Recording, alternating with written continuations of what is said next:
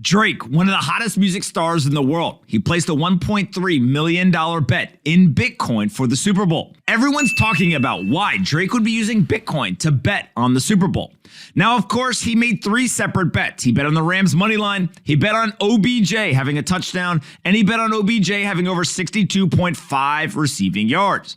Well, Drake won many of these bets, and he ended up actually getting paid. But the idea of using Bitcoin is what everyone's talking about. Now, of course, there's just really simple explanations, like banks have hours of operations. You can't actually wire large amounts of money like $1.3 million on the weekends or in off hours. But there's also geographic arbitrage as well.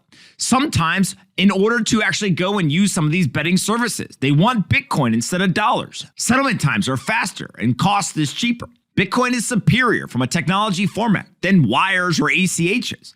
And so ultimately, regardless of why Drake is doing it, it's just another proof point that Bitcoin is useful. There's tens of millions of people in the United States and hundreds of millions of people around the world that hold Bitcoin. They use it as a store of value or a medium of exchange.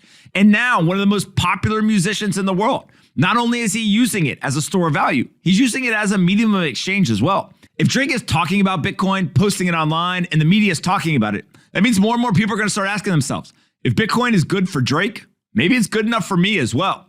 The best part about this story is not that Drake used Bitcoin or not that he had the courage and conviction to bet on his friend. It's that Drake actually ended up the weekend with more Bitcoin than he started with.